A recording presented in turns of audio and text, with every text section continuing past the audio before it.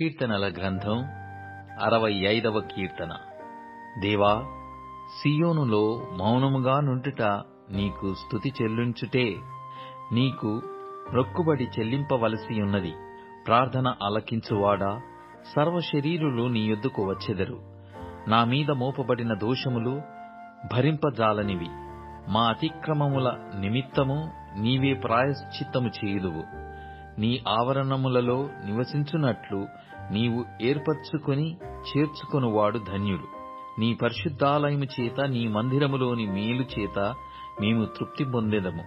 మాకు రక్షణకర్తవైన దేవా, భూదిగంతముల నివాసులకందరికిని, దూర సముద్రము మీదనున్న వారికిని ఆశ్రయమైన వాడా, నీవు నీతిని బట్టి భీకర క్రియల చేత మాకు ఉత్తరమిచ్చుచున్నావు. బలమునే నడికట్టుగా కట్టుకొనిన వాడై, తన శక్తి చేత పర్వతములను స్థిరపరచువాడు ఆయనే. ఆయనే సముద్రముల ఘోషను, వాటి తరంగముల ఘోషను అణచువాడు. జనముల అల్లరిని చల్లార్చువాడు. నీ సూచక క్రియలను చూచి దిగంత నివాసులను భయపడుదురు. ఉదయ సాయంత్రముల ఉత్పత్తులను నీవు సంతోషభరితములుగా చేయుచున్నావు.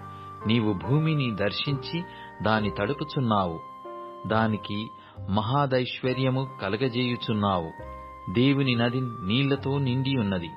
నీవు భూమిని అట్లు సిద్ధపరచిన తరువాత వారికి ధాన్యము దయచేయుచున్నావు.